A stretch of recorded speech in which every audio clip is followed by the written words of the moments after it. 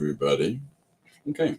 Hello. Welcome. It is Wednesday, 3rd of January, and 2025. 2024. Hi. I hope everybody had a good day. Yesterday went really well. I think yesterday was my first stream back since before Christmas, and I spent the time in between sick as a dog. So to be able to come back and to have a stream come together that made some cogent sense, I think feels good. Today's listening is Close to the Edge by Yes. For those of you that are interested in things like that, I recommend you listen to that album and just prepare to be blown out of your socks. All right. So today I'm going to talk about mark making, and I've got on the screen an example of some sheets I put together, but we'll go through that in just a second. Hi, Linda. Welcome aboard. That's very nice of you. Thank you for that. That's nice. Before I get into what I want to talk about today, today's page is the one that I started yesterday of Welcome to Canada Land Day. And,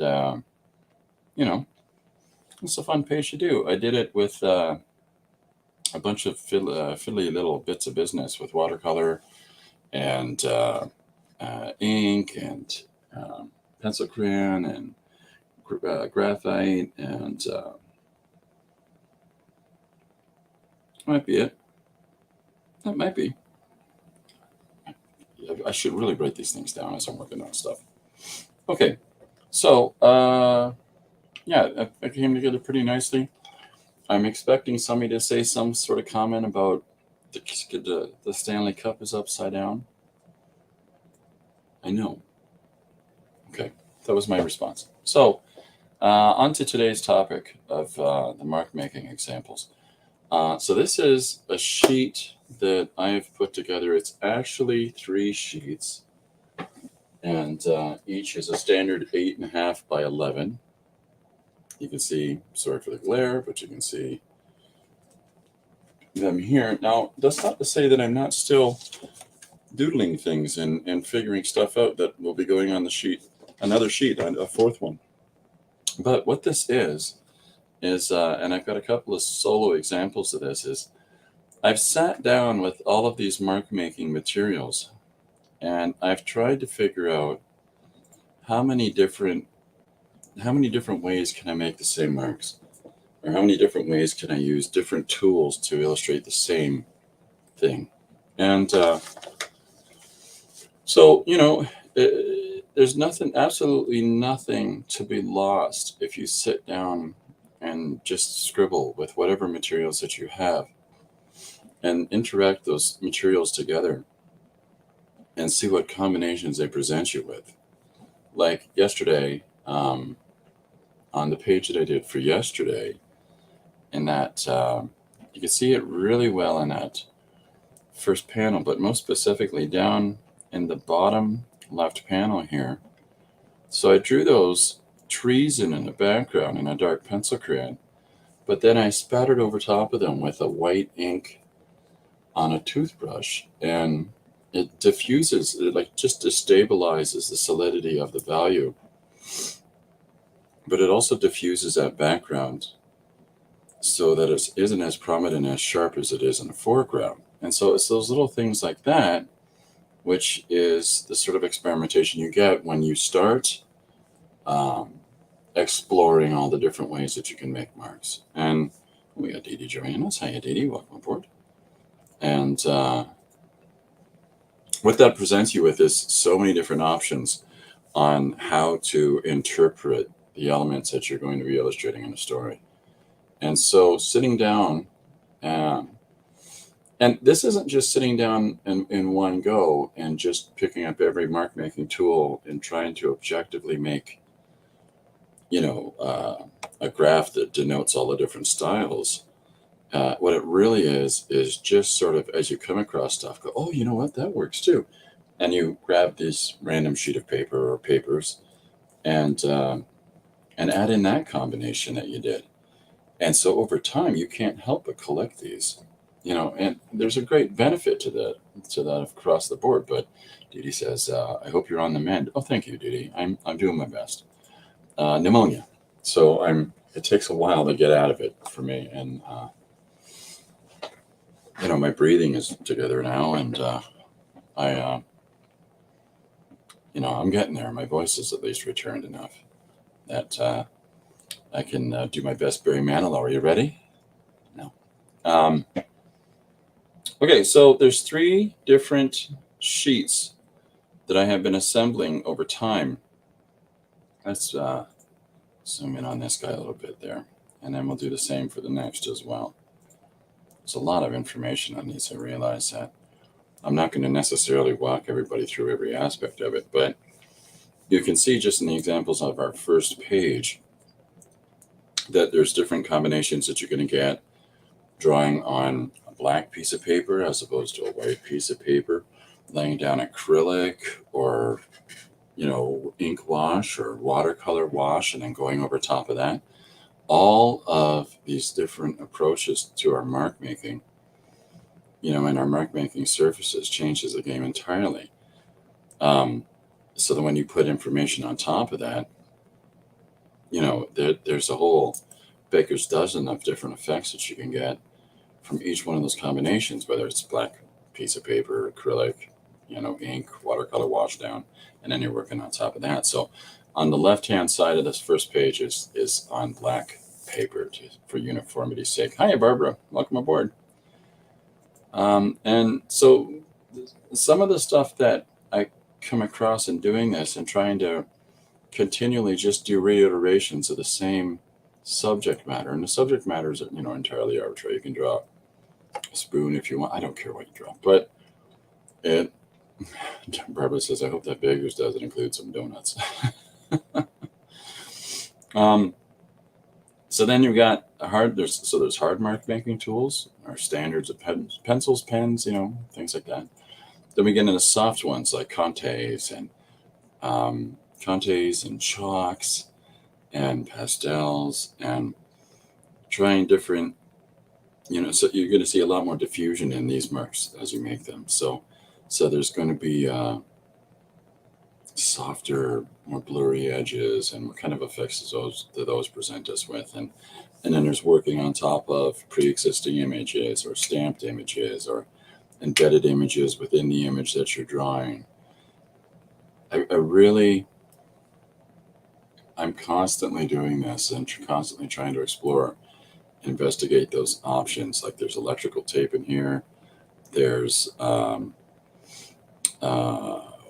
do you call it? Medical tape. There's masking tape. There's, we're just trying whatever different thing that we can put together and test and see what works. And so that as we're putting together our images for our storytelling ventures, we can look back on this sort of mixed bag of different effects that we've figured out in different presentations, and how these different marks will come together, and pick and choose and say, well, I want to kind of get this kind of a vibe or this kind of a feeling in here, and like in this third sheet here, I've got things like zip a tone down. I've just put lines down on a piece of paper. There's different tapes and papers and surfaces, and doing things like just rubbing graphite on a piece of paper and then taking an eraser and just pulling out the highlights of information, from that graphite drawing, and sort of start drawing in reverse by erasing out a drawing. There's so many effects and things that we can get that this is one of those things where there's no right or wrong approach to this. You're never going to run out of combinations or options or things to discover. Like certain colored pieces of cardstock, depending on the cardstock you've got and how it was put together, there are cardstocks where you can erase the surface of a cardstock and find that it's a lighter paper underneath, so that by erasing over top of this card surface, you're actually removing the pigment from it, so that now you're drawing without having to make any marks other than your control over an eraser. And electrical erasers like the Derwent guy that some of us have, and these guys are great for that sort of effect.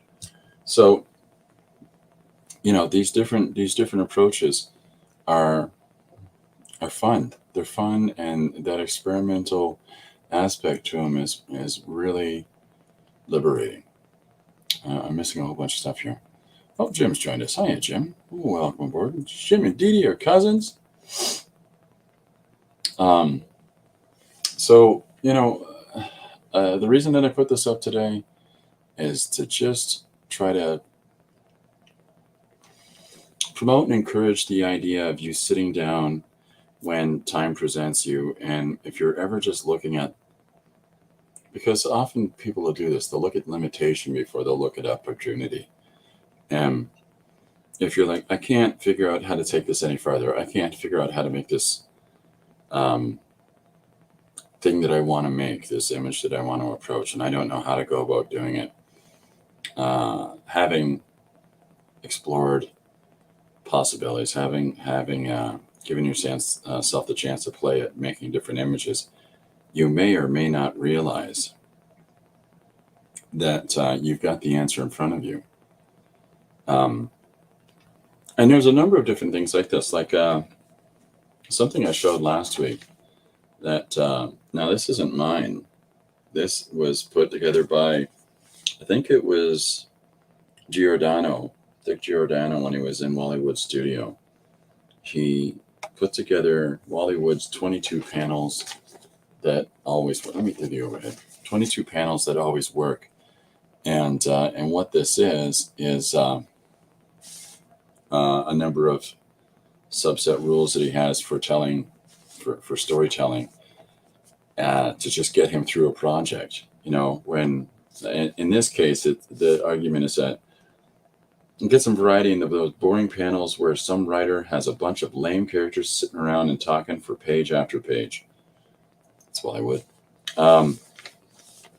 And how to keep the viewer's eye moving, and how to make the story more interesting, despite the fact that he feels it's not as exciting as it could be. And then there's, a few of his different rules and teachings, and what some of the symbology of these specific panels are. I've got those notes written down. But the point of showing that as well is that there's such a wealth of different ways that we can sit down and have ready-made for us just a way to dive right in. Like you look at this thing and you go, I kind of like that effect that I've discovered over here on page 2 in the center there. Well, I like how that result turns out. How did I do that? And then there's your note. It's your, I can't read any of this stuff because the screen's too small. Hold on, let me switch to the page 2 part and arbitrarily pick something. Pre-stamped surface, black and white, brush on top. Okay, let's do that. Why not? So it's one of those things where it's like, if I've given myself the opportunity to discover these different methods, these different approaches in advance, and so when I'm sitting down now and I'm trying to do my workups for the story and trying different effects and trying to get different images together here, because I've done that extra work intermittently as I'm doing whatever else it is that I'm doing. I've got all those easy answers ready for me. I've got a whole bunch of notes and things I've taken over the years on different creators' processes, on different things to consider on a regular basis. And, and I'm going to be sharing as many of those as I can with people here. It's important to me to pass on knowledge, to pass on information. And so because of that, I'm going to give you guys whatever I've got. The last few days, I've tried to reorganize our library here downstairs, and to get the books in order, because I have to catalog everything for whatever. But in the course of doing so, I've rediscovered a whole bunch of different things that I have, like Baron Stories notes, Wally Wood's notes, Um, things that I already knew that I had, but things that for me, because I've been exposed to them for X amount of time and have really taken some of this to heart, it has isn't something that I've actively thought about or had to necessarily need posted nearby. But we forget sometimes information and knowledge isn't something that should be privatized, institutionalized or kept secret from one another. If there's stuff that I've have that I can share with everybody, I'm going to do it. So we're gonna be bringing a whole bunch of stuff forward. I got a bunch of notes, and it's things that look like this. Let me see if I can, hold it up here so you can see all kinds of little notes that I've got on a regular basis and how those things apply and come together in in my sense of self in order to make me a better storyteller. So, and optimally for you, for it to facilitate whatever it is that you want to do. So buckle up, prepare yourselves. We're going to have some fun. If anybody needs me to go through the 3 pages here, if you want that, I can do that. I don't mind. But Jim says, what's a art tip you picked up in 2023 that is for useful? And where did you pick it up? Jim says, mine is, Wally Wood's 22 panels. I hadn't heard of it, but really examined it because of Christopher. Thank you. Oh, I'm glad to hear that. That's good, Jim. And if you want, Jim, I'll send you a copy of the one that I've got with my additional notes to it. Because what I've got of his breakdowns on the sides of the page and what specific information is in those panels isn't in supply when you just find the 22 panels. They don't have that connected to it. And then there's the Wally Woods Credo and a couple of other notes on Wally here. But I can try to copy that and send you that, Jim, if that'll help. Dee Dee's still thinking about that question. Hiya, Chris. Welcome aboard. Dee Dee discovered Jim's unique comic style. That's cool. Thank you. There we go. So, there's so many different things that we can pick up and we can learn over time. Like even in the active process, like there's books like panel discussions that I've got here. There's some examples in panel discussions, and I'll show you this. I'll flip the camera to the overhead. Now, this is panel discussions. This is an old book that has interviews with a pretty solid name of creators. Mike Carlin, Randy Stradley, Mike Waringo's passed away now, Mark Schultz, Dick Giordano, Mignola, Stelfreeze, Scott Hampton. There's 2 Hamptons, Scott and Bo. Mazzucchelli. He did year 1 for Batman, for those that are wondering. And his Parapolis is his, if I hope I've said it correctly, his some of his own solo work is just absolutely genius. Chris Muller, Walt Simonson, George Pratt, Jean Van Fleet, Mark Chiarello. He was the art director for DC for years. Mr. Will Eisner. Of course, it's the follow-up. So some of these creators each have their own specific take on how they approach the work. And very different from how the next person approaches the work, and yet at the same time their method sits solid for them. This is how they come at it. This is what makes sense to them. And it's very different from the person beside them, and their approach and their stylization is grossly different. This is a type of artist that I tend to like in my junior years, like in my teens and the 20s and stuff. It was a lot of the painters that were into comics in the 80s.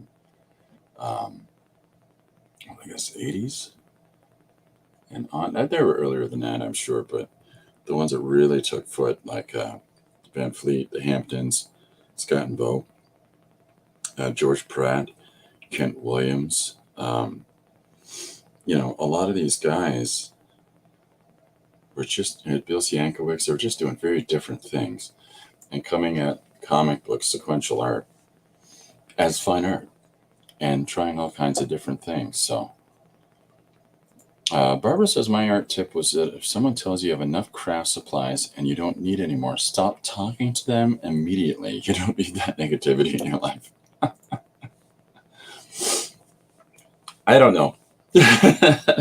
Maybe there's something to be said for limitation on space. I think that having all of the toys is a great thing when it comes to options and availability for different directions to turn. But you've got to be able to play with your toys, and not just collecting and hoarding toys. So I think that if you're utilizing all the things that you're utilizing to whatever ability you can, and you want to replenish or stock something new or try something new, sure, but you can have too many toys. You really can. You can do an awful lot without a lot of stuff in your hands, and it's just a matter of figuring that out, and exploring it, like what we've got in the list here. But I'm not saying that if they tell you you can't do something, don't let them be your friend, Barbara. But there is something to be said for, how many pencils and pens can we have? Says a person who has drawers. So I can't say I'm innocent by any means, um, but I tend to really go at it. Christopher, arting and purchasing art supplies are two completely different things. That's true. That's very true. Um, I I'm always compelled when you go to somebody else's art studio and they have the things, so much stuff, and so much of it isn't opened. And we're not talking about, this are the paints that I've got that I'm immediately using. This is my stock here. So if I need to crack open a new one of this, I'm good. We're not talking about that. We're talking about the ones that have to have all of the things, even though they don't use all of the things. I've never understood that. That's what a challenging conceit that is. Dee Dee says, "Have you seen my desk?" Yeah, but the difference being is that doing and exploring and playing, and you got to do that. And Dee Dee, you do that well. So, um, yeah, I've always got a kick out of that. I've always got a kick out of the, just I grab, and do you use it? I'm gonna get you. I got these great plants. So sometimes those things that are holding us up from doing that is just simply understanding what we've got. This example that I've put up today, it's black and white. All of the majority of the mark making here is only utilizing black and white tools. There is blue tape in there, and then there's one instance, if you look at bottom right corner, you'll see an eye is purple. Excuse me, pardon me, I'm still getting my voice back. You'll see an eye is purple, and that's because when you put ink down, that is, you hit it with bleach. Certain inks will hold, but other inks will just completely diffuse their value and lose their pigment. I love that personally. I'm going to play with that a little bit today, and that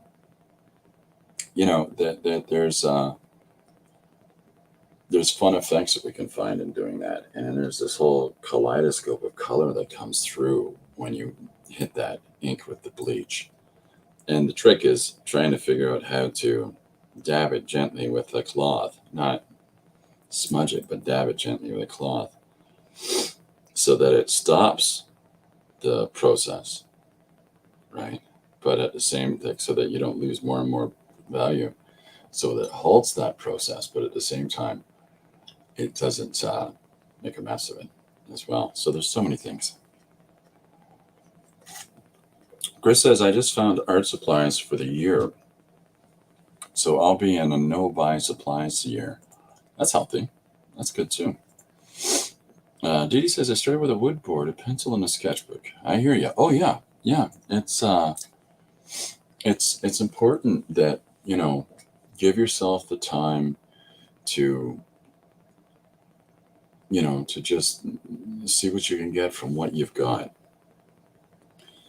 You know, there's so much that we can further delve into, further deepen our skill set with by the more that we really push this item.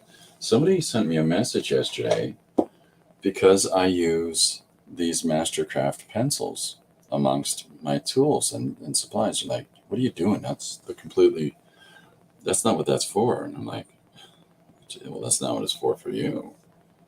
It's just a pencil, right? And to me, it's a fun pencil to draw with, and especially when my hands are a little bit, monkeyed up as they are. And that sort of limited thinking of this tool is specifically for that can really help progress and can really help your furthering of yourself, your further developing of your skill set. So break a thing, you know. Um, Chris says, I also have to add that I don't have more space to store anything new. Oh yeah, it's completely understandable. Didi says, I always think about people who say books, you need more books. Those people don't get it. Oh, and Linda loves these pencils too. Yeah, you can find them at like a Canadian Tire or a hardware chain store of some kind. And you can buy these in bulk. And if you do find them in bulk, look for the ones that include the fancy pencil sharpener for these flat pencils. And that will sharpen these suckers so you don't have to do it with a knife. And then get it to a relative point. Nothing really sharp, but the way that these operate, you don't want them too sharp because they'll just etch into whatever it is anyways. But Linda says Ace Hardware. Okay, well, there you go. There's another channel. I'm not familiar with Ace, but maybe it's an American thing. I don't know. Home Canadian Tires where I got mine. Guess where that's located? So yeah, even exploring something like this. Now you can do these sort of breakdowns, these Markmaking examples like I've got here, utilizing your different pencils. You can, if you've got that field range of pencils, from your 4H, 5H, 6H, I don't know how sharp they go. I say sharp because what marks can you really make with a 6H pencil? All the way through to like a 9B. If you've got those, you can still do this same kind of thing using that alone. And just really pushing and seeing what you can do with some of these different things. Even the softer leads, if you make some marks down and smudge them out, a process I was using yesterday. If you check back on yesterday's stream, you'll see I keep smudging with my fingertip some of the marks as soon as I put them down. And then I would come in with this eraser and cut back out the highlight sections that I don't want, this intermediate gray tone to be worked on, or to be sort of spread through there, and I want to work on that a little bit and pull it back out again. So, there's how much different is that going to be from using a 2B lead from a 9B lead? How much contrast is there going to be because of those different corresponding values that you're going to get? So again, exploration, right? Excuse me. Barbara says, I get it about books. I have many, and I have given away many. However, if we downsize, I need to bring her house with me. Oh my goodness, yeah. As a youth, I used to think I wanted a really cluttered studio. Now, in my late 80s, I think I'm becoming a minimalist slightly. I like it. See, at the tender age of 100, I've decided that I used to be 39 every year. Now I'm 100. I think that there's a refinement that's coming into play more and more for me in my studio space. That it's a far more finely tuned machine, but because I do a lot of mixed media stuff, and because I'm doing a lot of work that utilizes tapes and papers and whatever other things that I've arbitrarily decided to stick down on a surface that I'd to scribble and doodle with, I tend to find that I will never be, that minimalist guy with no tools to call upon. But I do pass on materials a lot, and I do pass on, old pens, old markers, old whatever else. The grandkids tend to. I never tend to have really old dead stuff because that's dead stock of mark making tools because the kids and then now the grandkids all lay claim to it and it disappears for their projects. But there's a great deal of people that are making switches to digital application now and eliminating all of these traditional tools. I can't do that. There's a part of me that's easily both. Maybe were I to buy myself a quick tablet one day and carry that around in my pocket instead of a pocket full of pens or eye pokers, as Laurie calls them. Uh, you know, we go to church on Sunday. When I go, I always have a sketchbook with me and little 3, 4, 5 pens in my pocket here, and I illustrate during the sermons. When I'm supposed to be sitting dutifully paying attention, I'm doodling whatever he's talking about, and that works for me for listening. Justification of self. So, but if I had a digital tablet, maybe I'd doodle on that instead. I don't know. But I do like to work traditional and then scan that into the system. And then what I've scanned into the system, I do like to monkey around with digitally as well. So I like that fusion personally. I do appreciate that. And it sort of helps me to, I don't know, feet in both ponds.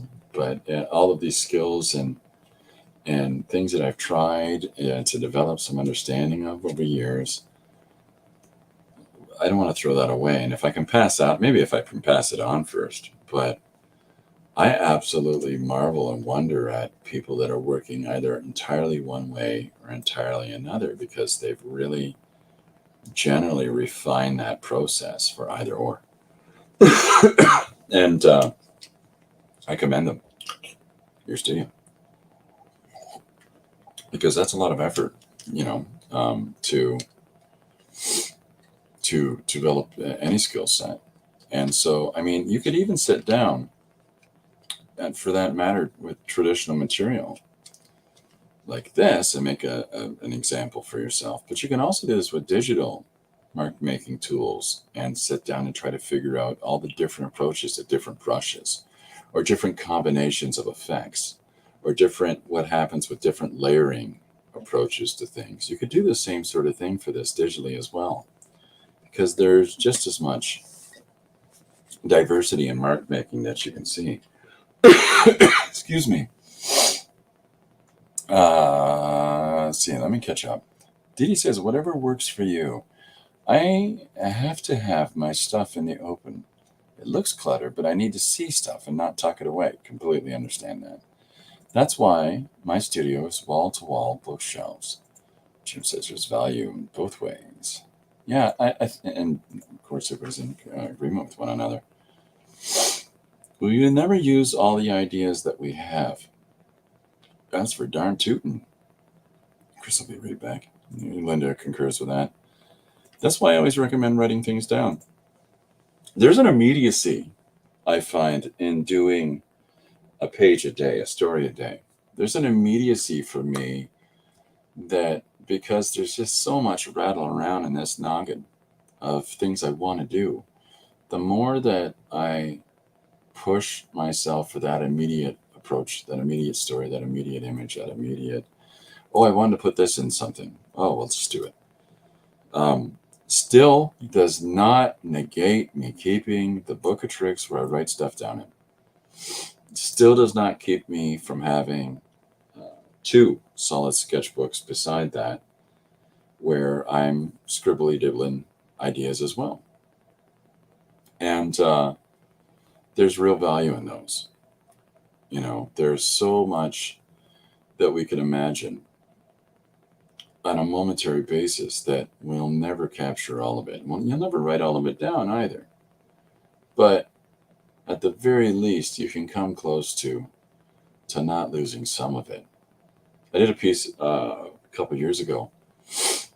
I think it was called Traveling Circus. It's where when I walk around the streets, I'm constantly daydreaming. And it's just that, you know, I'll walk down the main street of downtown here in London, Ontario, Canada. And wouldn't that be crazy if, you know, aquatic life, like whales and fish and such, were actually in the air? And so here's these humpback whales swimming in the air above Main Street, London. And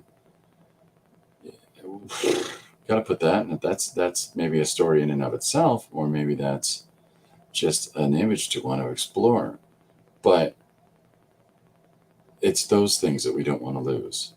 Those random imaginings that somebody else will look at and go, I see an entire world, I see an entire story in that. And nothing wrong with building on that, that's for sure. Didi, my craft room, I agree, Didi, my craft room isn't messy. I just have everything on display. There you go.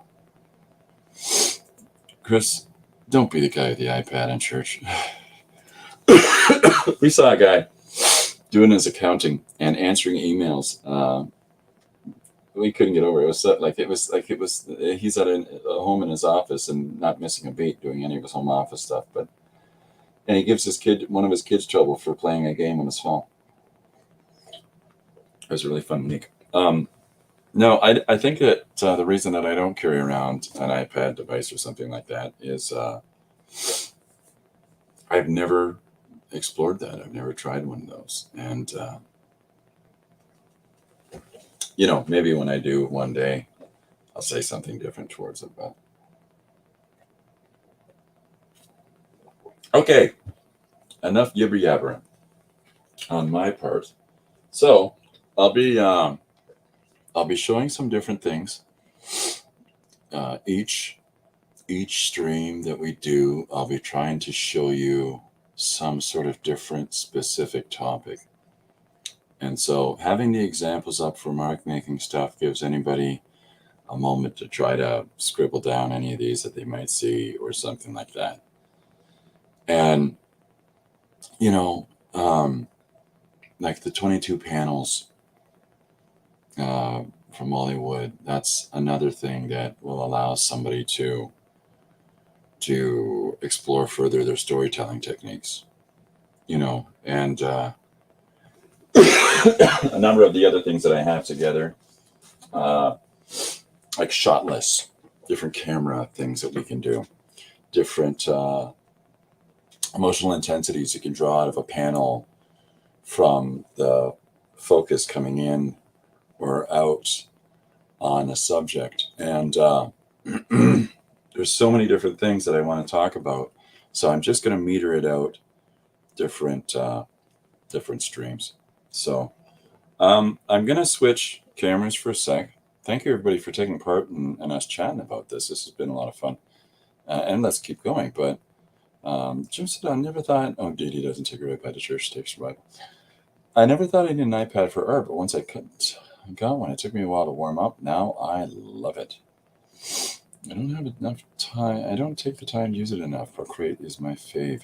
See, that's the thing, is that everybody's going to find that thing that works for them. But we live in an age now where there's so many of these programs that they expect X amount of dollars monthly fee for you to utilize some of these programs. There's all kinds of free simulacrums that are out there, like programs that are exactly like this, but they're actually that. But they do all the same things that this does, it just has a different name. There's tons of that stuff out there. So if you are investing in the digital aspect of things, talk to other creators, talk to other individuals, and say, hey, what works for you? What sort of stuff have you found does and doesn't work for you, and in what ways? Recognize it, and then recognizing, of course, that they themselves are not you. You're going to come at things a different way, but just finding out about what processes they went through in their decision to finally settle on something may equip you with some time-saving, application to jumping in on a new tool, whether it's digital or anything else. So Jim says it saves me. All I use is Procreate. Saves me time from coloring in Photoshop and scanning. I got my printed down. $10 one time, no monthly. Might be 12 by now. I bought a few years ago. Oh, well, there you go. I use a Photoshop program from 2005. I've been using it for some time, and I'm going to continue to use it because I refuse to pay whatever a month they want for Photoshop. I think that's ridiculous. What do we got? Okay, just checking what pen it is that can diffuse that ink. So I've got a panel that I just started scribbling on here, on this image here. And so what I thought I'd do is I've got this Uli pen that I picked up. This is a $10 fountain pen that has replacement cartridges that I've ordered a wealth of those. So what I'm going to do is go over this quick little scribble as I was sitting there watching a film last night with Lori. And then I'm going to hit it with ink just to show you the fun part of how we can really monkey around with the marks that we make, just using something like some just activator that plays off of the marks that we've put down. Linda says, I'm going to get Procreate. My Photoshop is 2012. Great. Yeah. It's whatever you feel comfortable working with. I really feel comfortable working with Photoshop from 2005. People think oh my God, what is it? Photoshop program. Where'd you get that one? I'm like, it's just a really old one. And, they just have a tool that does the things that you just took 3 steps to do. I'm like, yeah, but I can do this with it, and I like to break and bend things. So I think you would love Procreate. Yeah, maybe, but like I'm a stick in the mud. So it's Photoshop I've got working. If I lose this program, I might try out a new one rather than, scramble and cry. But especially if, as Dee Dee's detailed, that Photoshop is, Procreate, is far less expensive than like a Photoshop is. So this fountain pen, and I recognize that I'm holding the nib upside down. I got a comment on this before. I find it gives me a finer control. And I like the way that the bend moves down and up like so, as opposed to this way where it just feels like a little bit of a drag. So that's why I use it like that. So this, I have no idea what I was thinking about, just some people running last night as I drew these.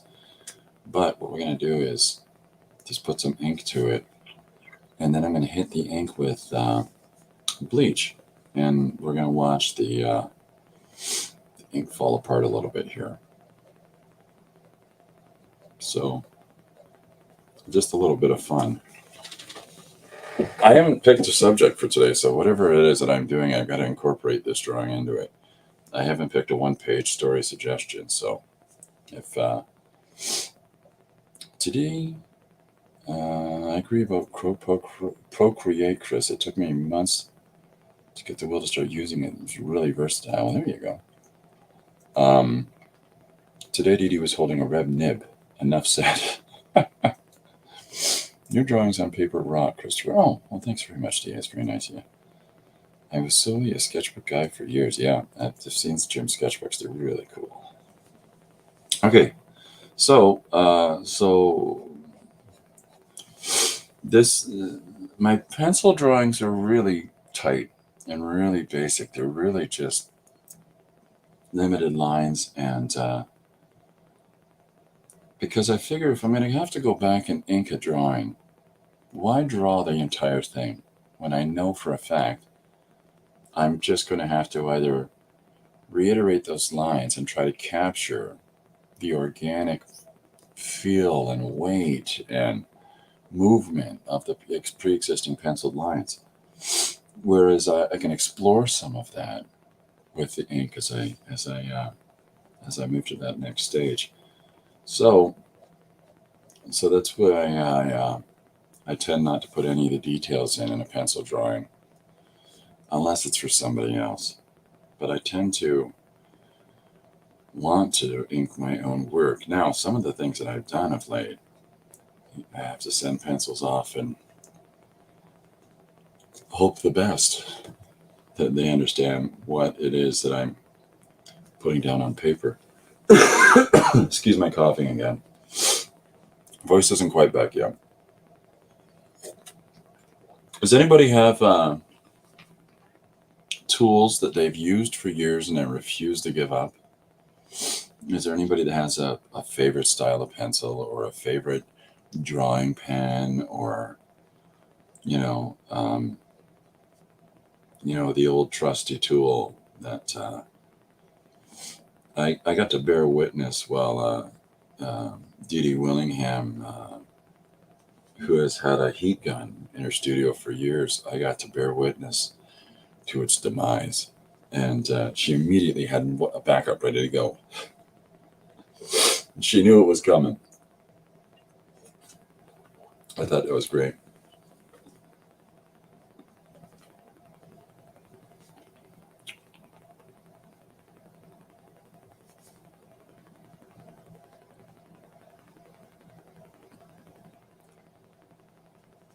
See, little things like throwing a watch band on this guy. These are decisions that you make on the fly, right? I've just decided that this guy would wear a watch. Why? Because people wear watches. So why not? There's no specific reasoning behind some of our decisions. We're just exploring those characters and the options that a dialogue between ourselves and our process tells us as we're working. It seems like the energeticism of this character means that they're a person on the go, and maybe they wear a watch or something like that, and just sort of staying open and receptive to the moment as you're drawing. So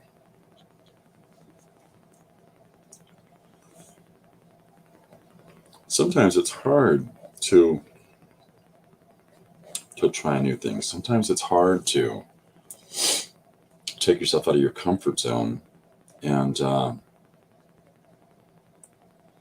be open to the possibility of using new tools or to using new techniques. And I understand that. I completely get that.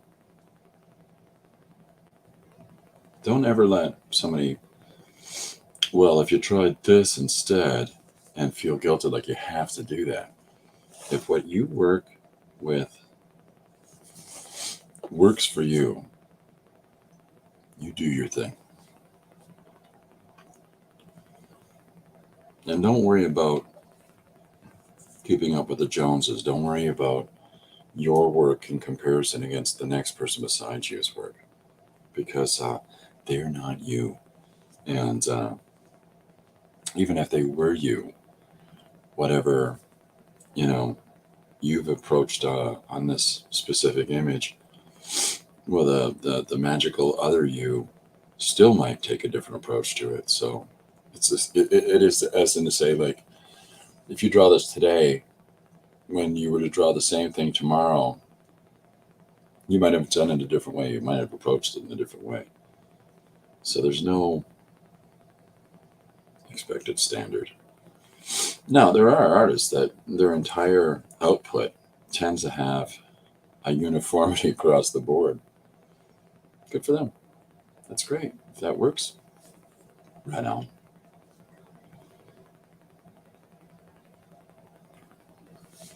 Okay, so I've got some marks down on our guy here. We'll give him some details in his face. Give him a little snooty look to him.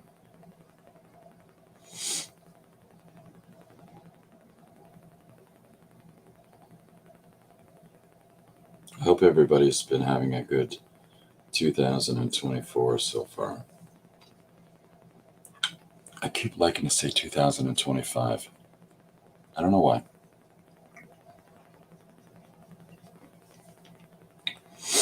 I'm going to sweep his hair back a little bit. Give him a little bit of variety. One of the things I'm going to want to talk to you about in the next little while is Bill Watterson's work. And he has a fantastic thing he can do with a flourished line that I want to show people. But if you've got some Calvin and Hobbes accessible in your world, take a look at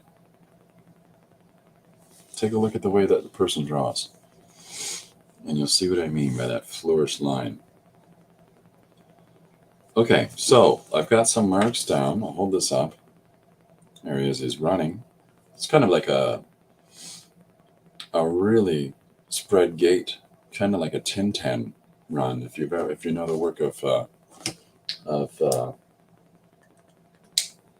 Tintin, you'll see that there's a real fun spread leg, sort of a run. Jim says, I'm like Steve Martin in The Jerk. I found my purpose. Nice. Nice, buddy. Really good. I'm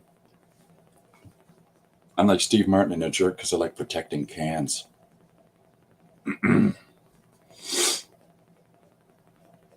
Okay. So we're going to just put this second character in the back here. And I'm really going to wash this character out as to be largely silhouette, just to really distinctly separate this character from that. Give them very different outfits, very different tones to them.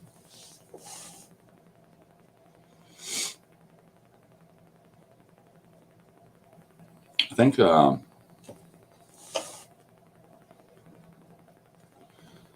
that when people are drawing into figuring out characters, you gotta have fun and try to really make them uniquely different. But what's going to be exciting for us, well, at least for me, is when we hit this with ink, we're going to see all kinds of crazy color going on. Now, if I just wanted to do the color diffusion on this person's largely black outfit, I would draw this person first, belt the bleach into the drawing. It's bleach that we're going to use, by the way, the activator. And then go over the character in the foreground so that ink is clean and crisp and unmarred. But I'm not entirely concerned about both of our characters getting diffused here. So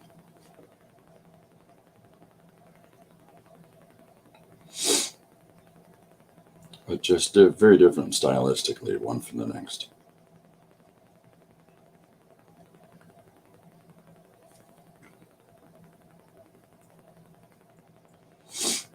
What am I snuffling? I apologize today. Robert just read an article about Calvin and Hobbes in the New Yorker. Oh, and it says, thanks very much, everybody. Take care. Bye. I was going to ask you about that article. But bye for now, Barbara. We'll see you later. Thanks very much for coming out. Okay, so when I'm drawing, I think about the form, the surface form of, if it's a character, if it's an object, whatever it is. And I try to apply values in accordance to that. So I don't have to draw the entirety of the person's chest here. But what I can do is have a degree of understanding about the parts that are directly exposed to light, the parts that would be more refractive of light, and then the parts that would be, just you'd have those glares and those reflections right off of a surface. But I still want to define the form of said person. It's somewhat flattering too, I guess. So now we'll put in her face here.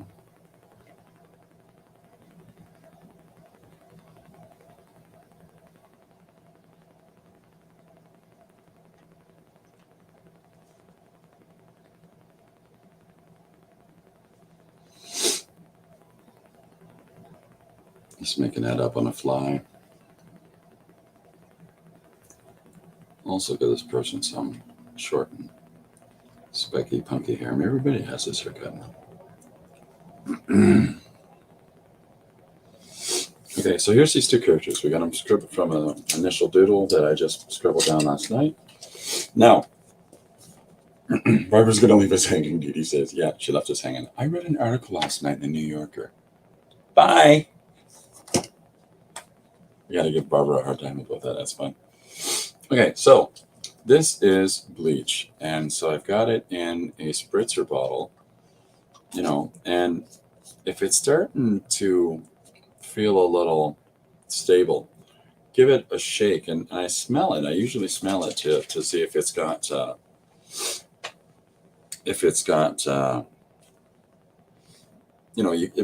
just get that bleach working. As silly as that might seem to others, that, it's important for me. Okay, so I'm going to spritz this here on the surface, or it's just going to leak because I didn't put the lid on tight enough. Get that out of there. Get out of there. All right. Make sure my all set. All right. So I've got it sprayed, and you can see how it's pulling a value shift in that the foot of this first character here. Okay, we're good. I was worried it was leaking. So I'm just letting it sit there on the surface right now, but you can see how it's got some purple peeking through on each of our characters now. It's diffusing a little bit, which I don't really want, but that's okay. But we're getting some wonderful, fun little color shifts going on. And I kind of like that. So one of the things that I'll do, we're going to hit a little bit on this side. See what that gives us. One of the things I like to do is if I come in with another ink, like an acrylic ink or something like that, I will wash into this, and that purple interaction now with like a yellow or something like that starts to give us different things.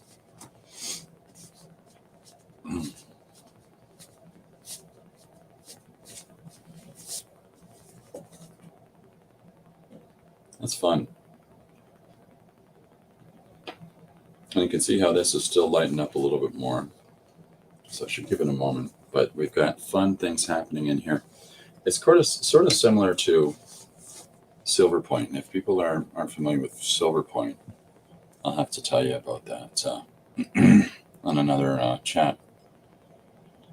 Really nice hanging out with you guys. I hope everybody has a great week. I'm heading out. Talk to you later. Take care, Jim. Thanks very much, buddy. Annie said a new Phil's coffee shop is opening near her. Oh, okay. Chris is back. We don't have Phil's here, Dee Dee.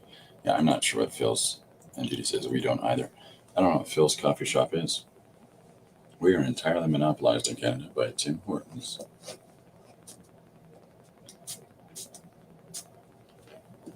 A little bit more. The reason I like using cardstock is because of, there we go. I really like how cardstock can take, some wettening of the surface, little spritzes of water or bleach or whatever it is. Okay, so here we go. I'm going to try to get that in there. Excuse my hand. So you can see how there's a lightening of a nice, lovely light purple peeking through in certain spots. So as I come in now, and I've got, let's see, what do we got handy? So here's Fudenosuke yellow. So if I come in now with this yellow, and as I'm running it through this surface here,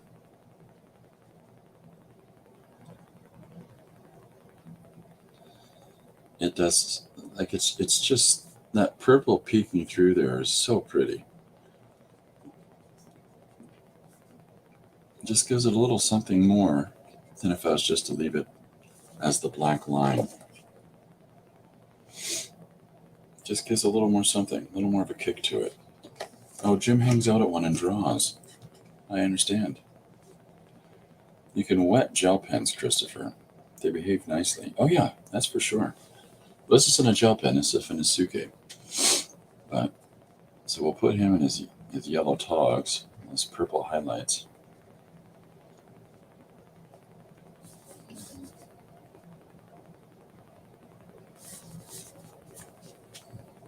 Just fun.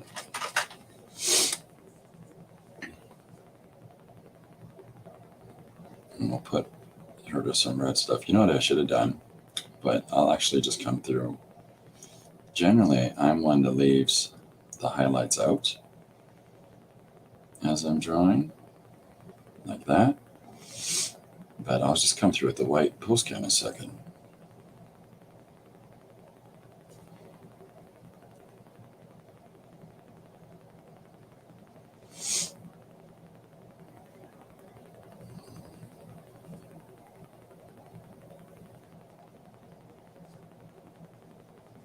I don't know. Is this a super group? Is this fashionistas on the fly?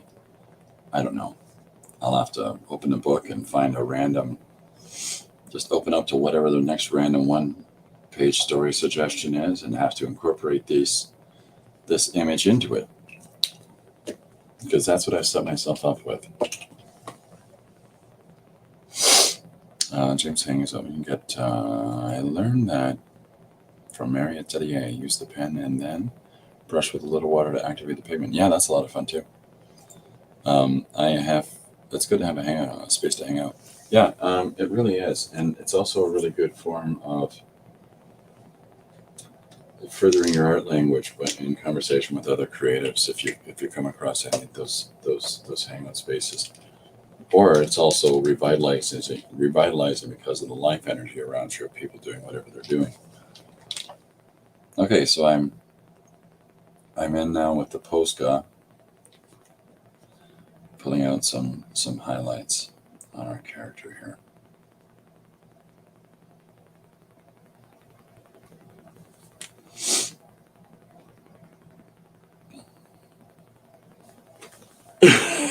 Pardon me again. I'm sorry, everybody. I'm working on it.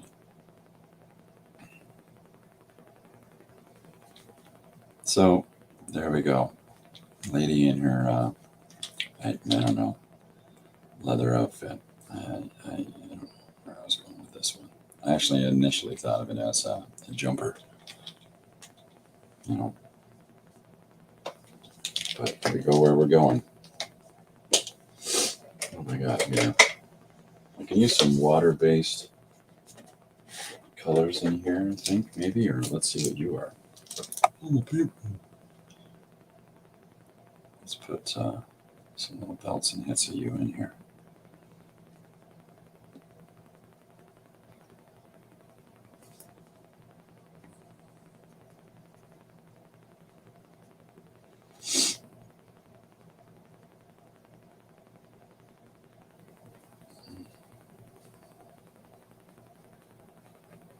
Have fun. So there we go. Lots of different materials we're mixing together here now, having fun with it. I did that off panel, and I'm terribly sorry. So here we go. So we've got our image coming together, and they're different kit and caboodle. And let this, as this dries a little bit more, because there's still some moisture in the paper, and I don't want it to buckle too much from the bleach. But as we let this dry a little bit more, I would come in with that Posca again and further the little white highlights here and there. And just because it'll make that jump up a little bit more. And, you know, it's just fun to play. Oh my God. Who are you? My name's Billy. Okay. So I'm coming in with this orange and just putting in some little, yeah, this really does feel kind of like a 1010. So now this orange in working with the purple, which has still got, you know, some moisture in it, but the purple and the yellow is doing kind of some fun little reactions in the color, and I like that.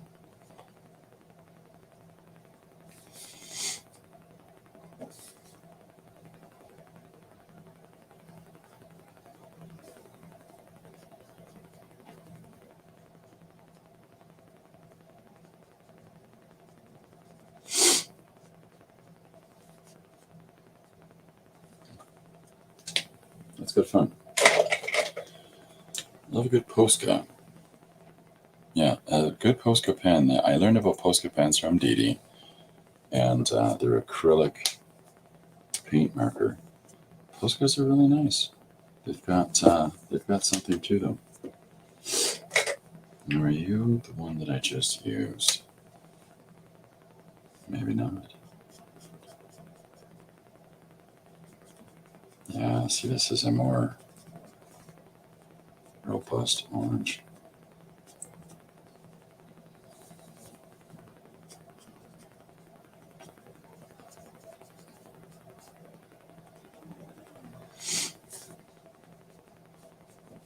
Okay.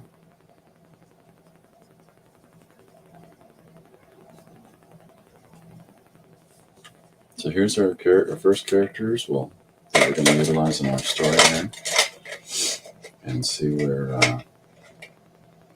this takes us. How dark are you? Not too bad.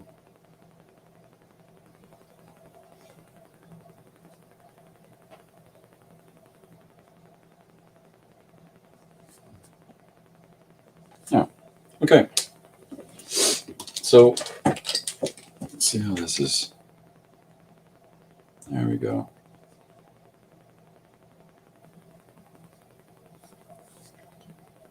A little more punchy now.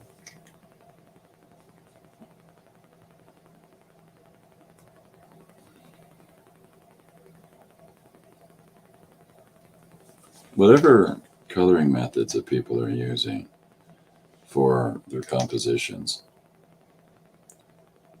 just play, explore a little bit, have some fun, play around. Who knows what you'll find out? Who knows what you'll discover along the way?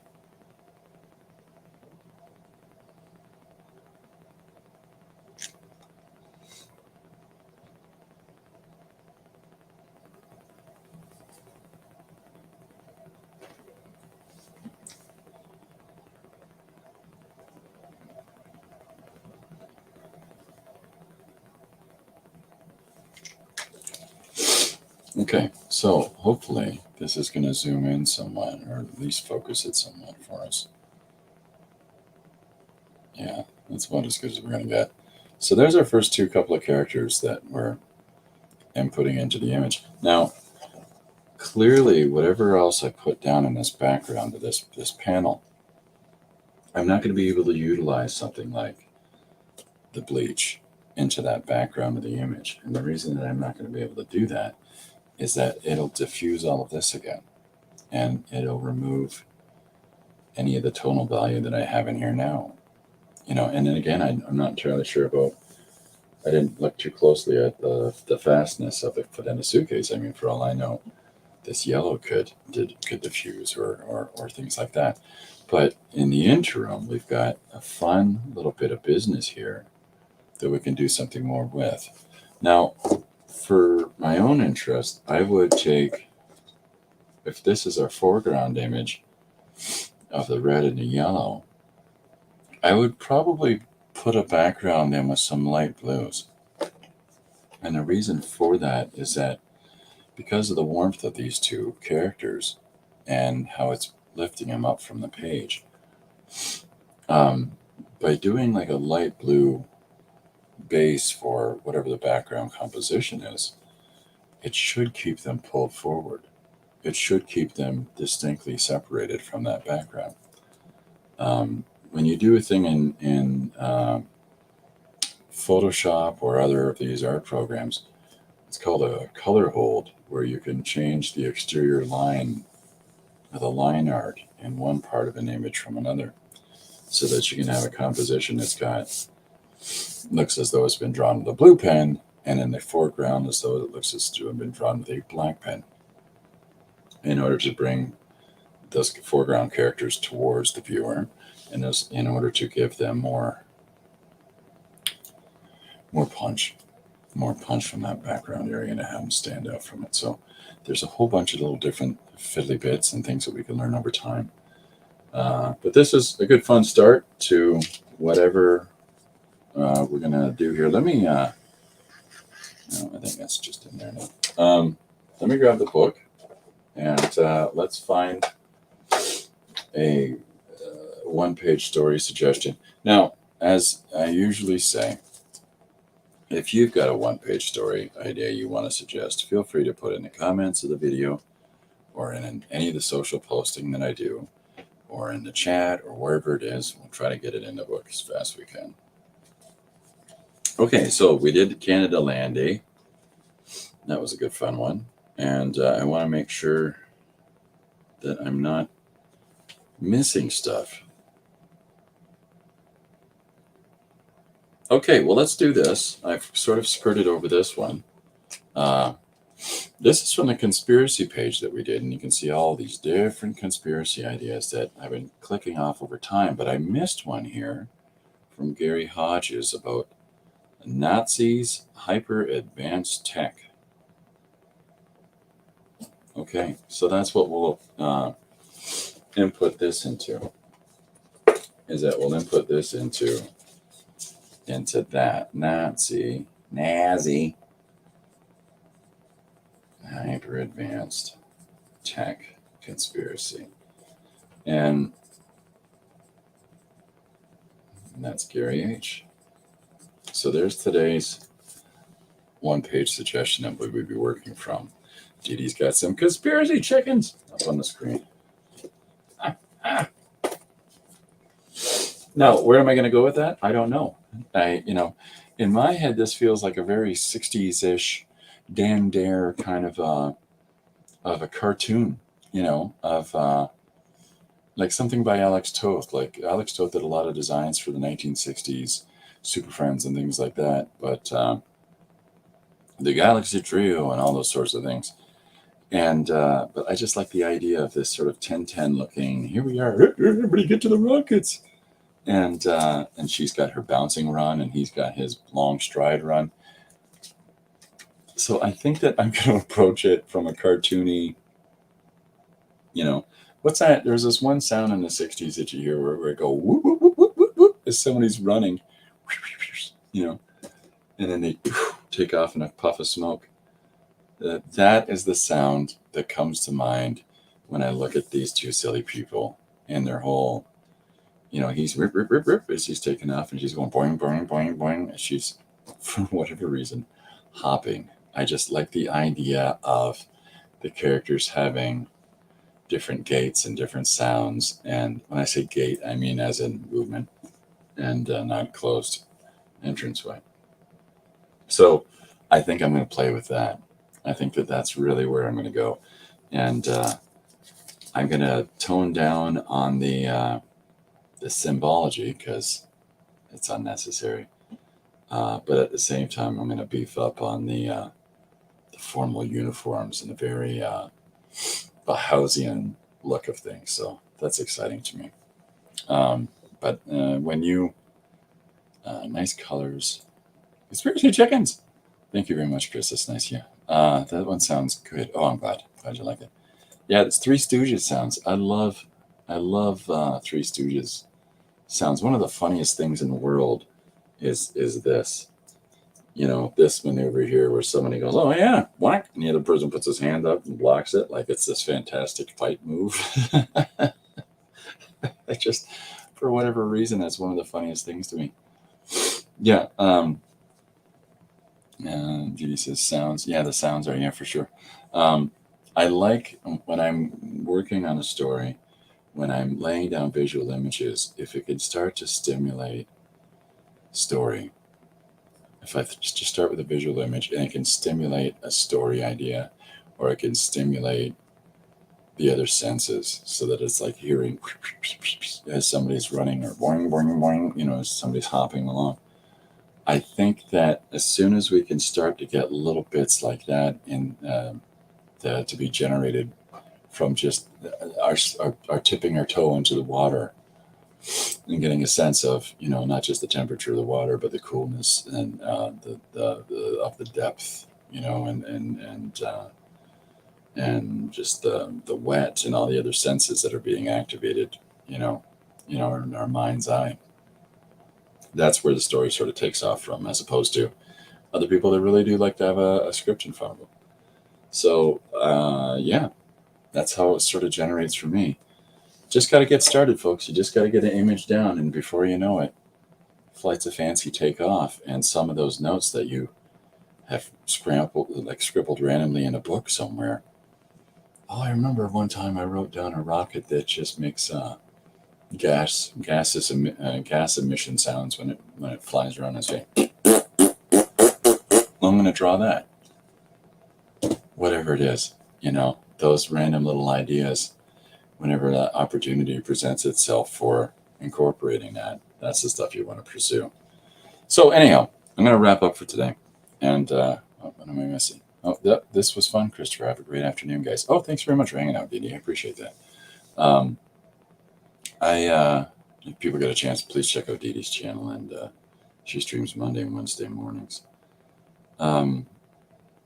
Please check out everybody's channels that's joining in today and sharing conversation together and interacting. Please do look into what each of it and every one of us together are all doing. Lots of fun stuff. Chris says thanks. Bye everyone. Thanks for coming out, Chris. Again, brilliant artist to check out. So I'm gonna sign off. I'll get cracking on this thing as soon as an opportunity presents. I got a couple things I got to get done today, but I'll have this posted for tomorrow. And if anybody has any ideas, always feel free to shoot them at me. And I love a challenge. So bring it. In the meantime, I'll be back tomorrow at 2, and I've got some more inciting ideas into how I go about storytelling and how I go about putting together storytelling images. And I'm going to pass on whatever I can to you each day. So ideally, I'll be here tomorrow at 2 p.m. EST. And in the meantime, I hope you give yourself a moment to try some exploration and making some marks and making notes for yourself and things like that, and get some of that creative energy out of you and down on paper. All right. Thanks very much for hanging out together, everybody. I'll be back tomorrow. I'll see you then. Bye for now.